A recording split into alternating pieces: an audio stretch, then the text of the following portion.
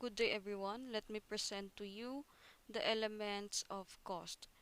Cost can be broadly classified into variable cost and overhead cost.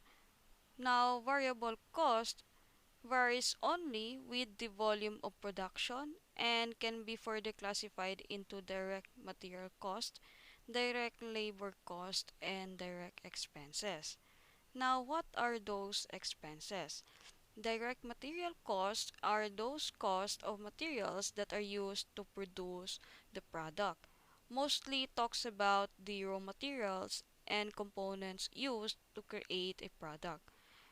While the direct labor cost is the number of wages paid to the direct labor involved in the production activities. So it is the manpower who usually works during the product production. And the last one is the direct expenses. The direct expenses are those expenses that vary about the production volume other than the direct material cost and direct labor cost such as the rentals, cost of land, machinery, and factory. Let us proceed to overhead cost. Overhead cost is the aggregate of indirect material costs, indirect labor costs, and indirect expenses or other costs that are not related to labor, direct materials, or production. It represents only general business functions such as paying accounting personnel and facility costs. Now, these kinds of costs are generally ongoing regardless of whether a business makes any revenue. Let us proceed to other costs and revenues. The marginal cost of a product is the cost of producing an additional unit of that product. Now, in economics, the marginal cost of production is the change in total production cost that comes from making or producing one additional unit. It refers to the increase or decrease in the cost of producing one more unit or serving one more customer. And marginal cost is also known as incremental cost.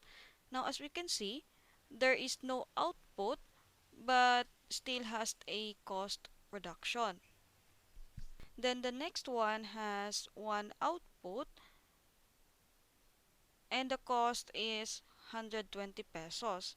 Therefore, the marginal cost is 20 pesos. Now, the sequencing of the number of outputs presented decreases not only the total cost of production but also the marginal cost. The next one is marginal revenue. The marginal revenue of a product is the incremental revenue of selling an additional unit of that product. Now let us see this example. The revenue of selling 12 units of a product be 1,200 pesos and the revenue of selling 13 units of the same product be 1,250 pesos.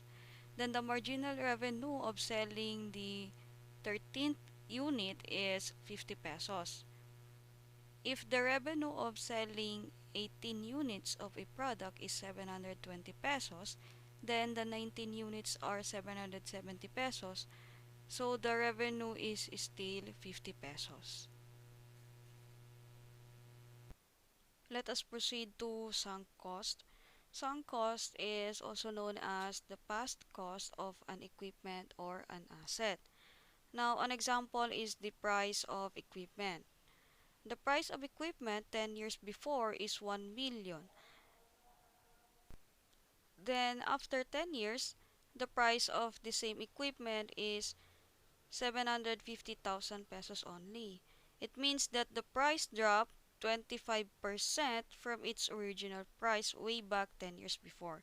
So the purchase value of the equipment in the past is also known as its sunk cost.